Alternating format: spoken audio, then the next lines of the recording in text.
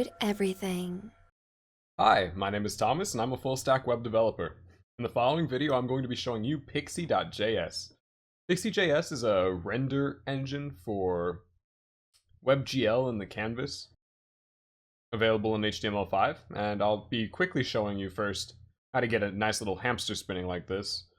So let's just hop right into it.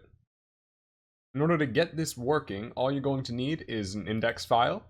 So here we have our index, and it's just a incredibly simple index file. So we've got our head with our stuff. It points to our script, which is the pixi.js. Link is going to be below to download that. And we have here a div ID display, and this is going to be our canvas element.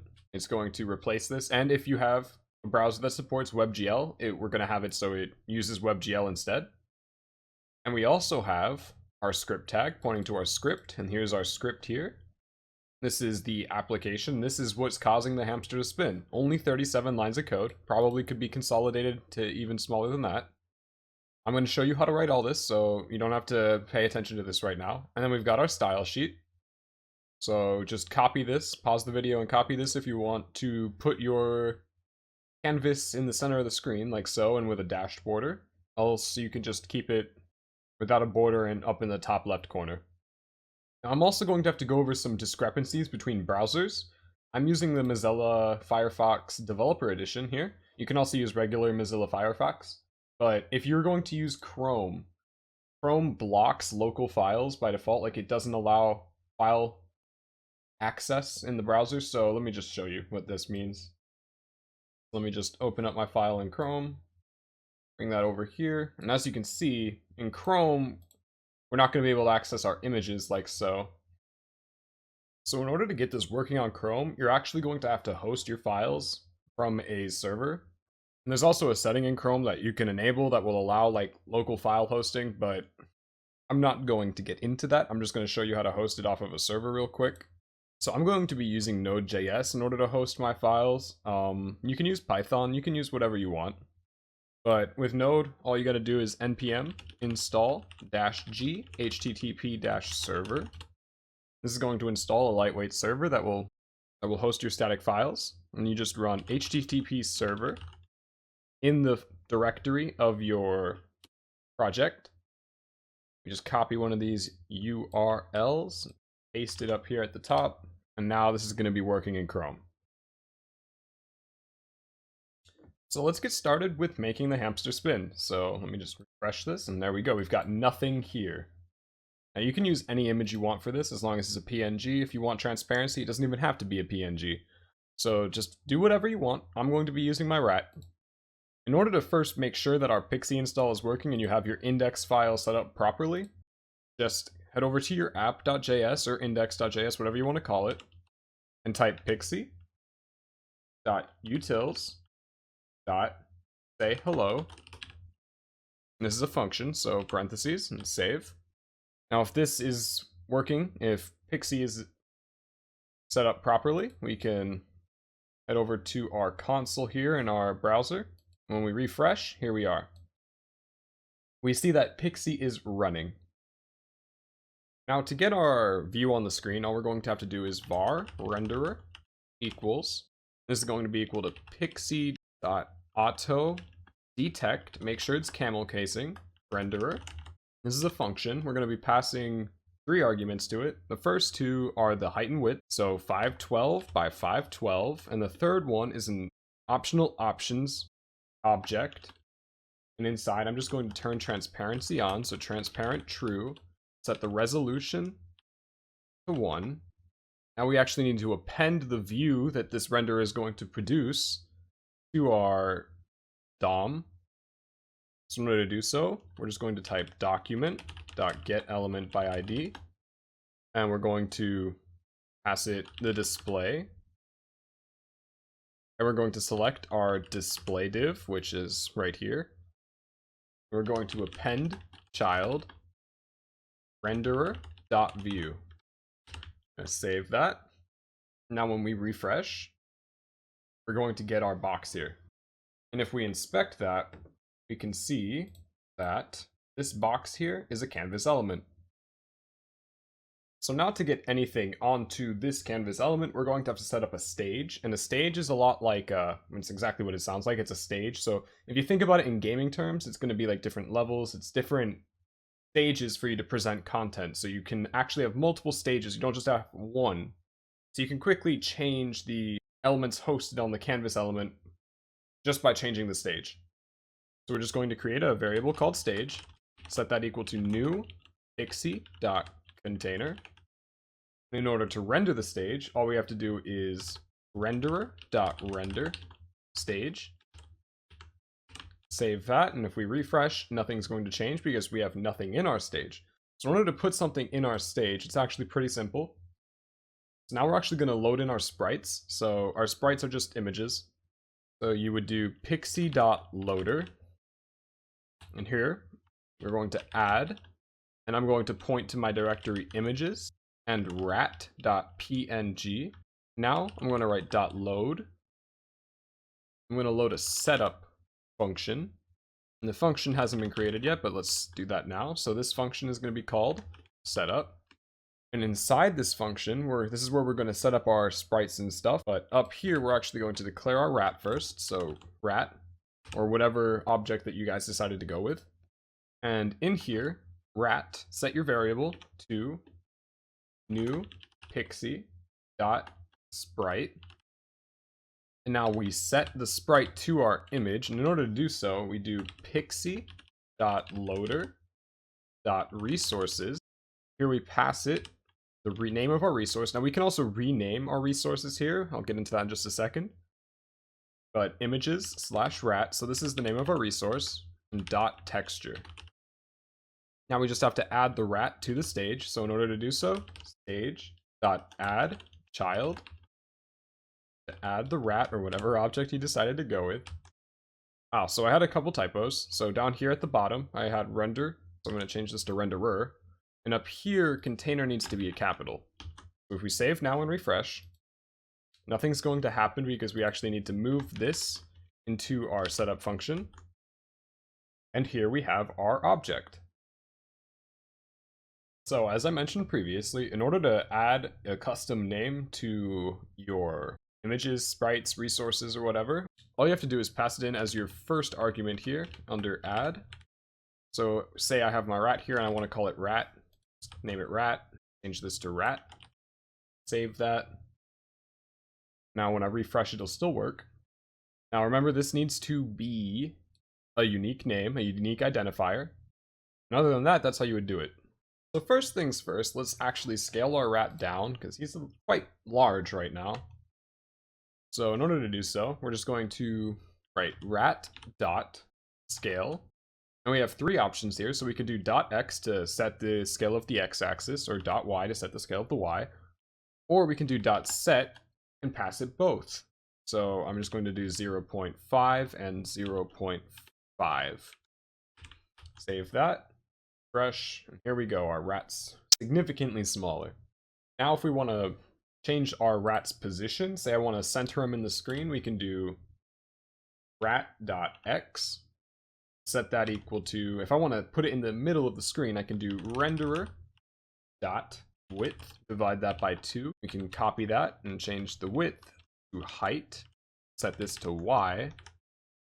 Save. And now when we refresh, our rat isn't going to be in the center because the rat, let's look at the rat image for a second. As you can see here, we've got all this transparency, but up here, up at this corner right here, this is the point. This is the anchor point for our image. This is where the center is being placed. So right here is the center of the canvas, and that is where the uppermost top left portion of our image is. So in order to fix that, say we want to have it anchored to the center of our image, all we have to do is rat.anchor.set. We can also do .x and y.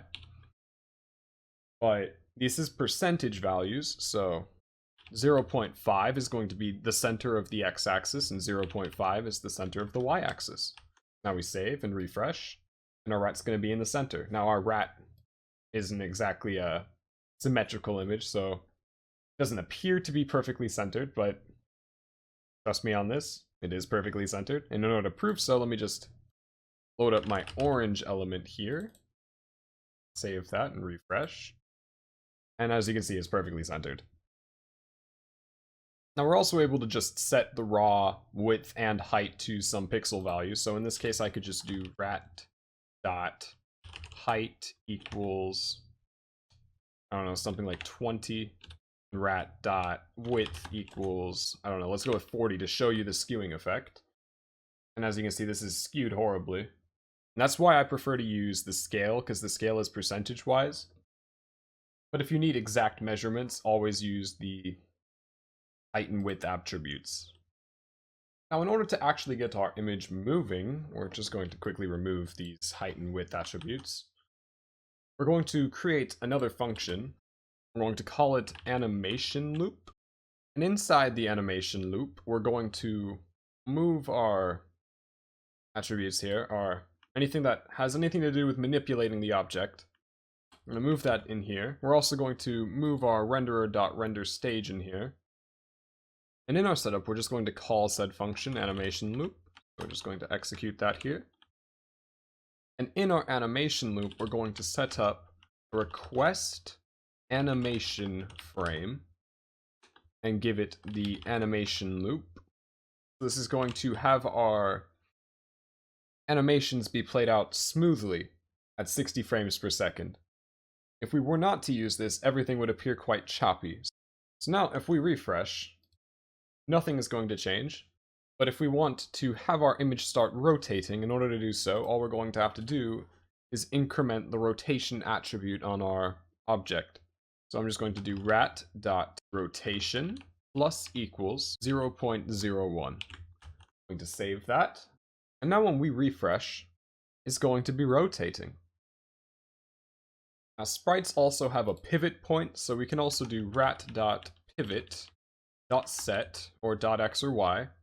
In this case, let's do something like 20, 0. Let's just see what it looks like.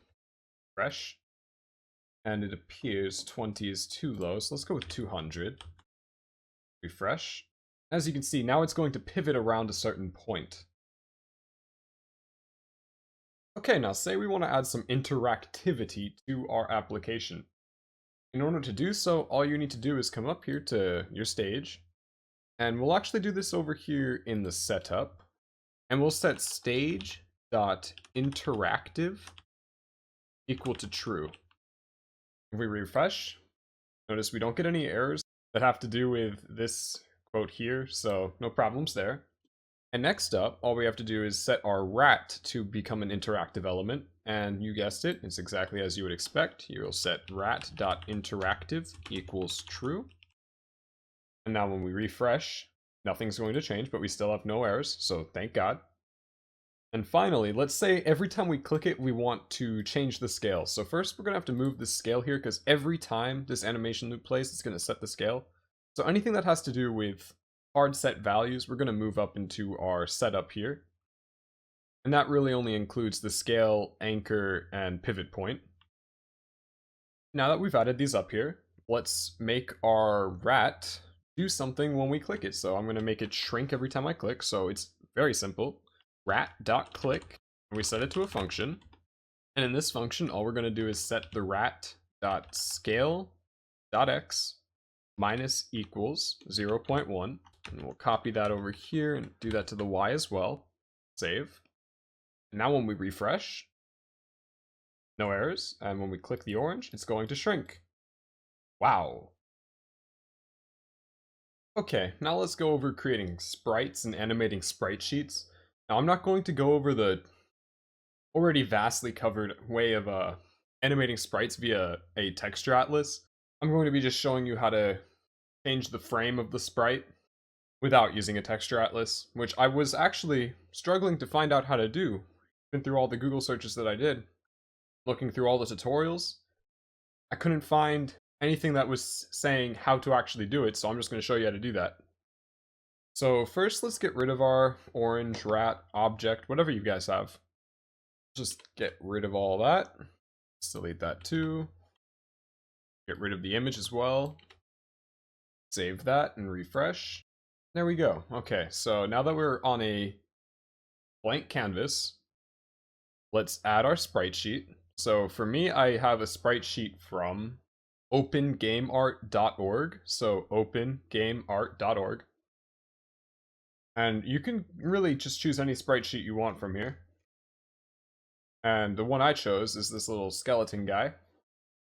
So in order to animate this, all we're going to do is require it. So first, let's give it a name of sprite sheet, and then pass it in. So images slash sprite sheet dot png. Let's create our variable for our sprite sheet. So var. We're just going to have it called sprite because this is going to be our sprite. And now in our setup, we're going to have to do two things here. First, we're going to have to create a rectangle. This is going to be like a frame. Well, it is going to be called a frame to our image, so it'll only capture that part of it. So in this case, var rec equals new pixi dot rectangle. And here we specify the dimensions, or where it's going to be looking on the picture. So for me, it's going to start at the top left corner. So up here, it's going to have a height of 64 and a width of 64. So I'm going to start at 0x, 0y. And the size of the image is going to be 64 by 64. Now we actually get our texture here. So var texture equals pixi.loader dot resources. This is where we pass in our sprite sheet here. And dot texture. So now we actually have to frame our texture, and it's quite simple. So all you have to do is texture dot frame equals rect. Then we just create our sprite. So sprite equals new pixi dot sprite. And we pass in the texture. Now we just add our sprite to the stage. So stage dot add child sprite. Now when we refresh, another typo. Okay, rectangle starts with an R, a capital R. We refresh, and there's our sprite. So now in order to animate our sprite, first let's scale him up a bit. He's a little tiny. So we'll just come down here and sprite.scale.set to 2. There we go. A little blurry, but whatever. And now to actually animate our sprite is fairly simple. So we're going to use an interval. So down here we're just going to do var idle. And I'm just choosing idle because I'm going to be using the idle animation here. Set interval. Pass it a function. And in our function, first things first, we need to make sure that we don't go past the amount of sprites on the sheet. So there's 4 of them here. So if rect.x is greater than or equal to, and since there's 4 and it starts at 0, we're going to be doing 64 times 3. And if it is, then we set rect.x equal to 0, so it loops. Now all we do is rect.x plus equals 64 and sprite.texture.frame equals rect. And now we give it a milliseconds, so I'm going to do 500. Save that. And since I probably wanted to start at the proper position, so I'm going to move this down here. Then refresh. And there you go. Our sprite's animated. And I do believe there's a problem. I believe I need to set this to 4, actually, now that I've swapped these two here. And yes, that is the case. Okay, so there we go. Our animation is now playing out, and voila, we've animated our sprite. Okay, so this last thing I'm going to be showing you is adding movement to your canvas, which is how you would add movement to any canvas element in HTML. So this isn't your Pixi anything, this is what you would do to add movement in general. I'm also going to show you the velocity properties, so let me just show you that real quick, I guess. So down here at the bottom, we're just going to add a window dot add event listener, and we're going to go with key down function. Here's our event. And in here, we're just going to prevent default. Oh yeah, we got to prepend event to that. So event.prevent default. And we're also going to need to move our little skeleton person. So in order to do so, we're going to add a velocity factor to our sprite. So velocity is basically how many pixels your character is going to move per frame. And instead of just like modifying X or Y, you're going to modify the velocity and then add that to X or Y. So let me just show you what I mean. So up here in our function setup, we're just going to set up our sprites sprite.vx, so velocity x, and then set that to, well, we want it to move what? Let's say 3 pixels. We'll save that. And then down here, all we do is sprite.x plus equals sprite.vx. And this way you can, let me refresh and show you that it moves now. But this way you can modify how fast something is moving based on what they're either on or wind resistance, if you want them to slow down over time and stuff like that. That's what the velocity thing brings into play here. That's basically it. So I hope you enjoyed the video. Please comment, like, and subscribe. See you guys later.